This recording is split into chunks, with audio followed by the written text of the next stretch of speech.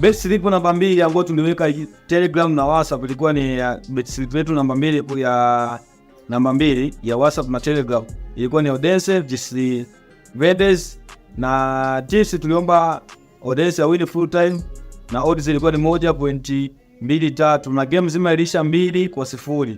Hiyo ni game ya kwanza. Ya pili ilikuwa Denmark One Division, ilikuwa na game ya Roskilde vs Esbjerg FB. Tips ni double chance Esbjerg FB shinde au draw, na odds ilikuwa ni 1.33 na total game iliisha kwa 1-2.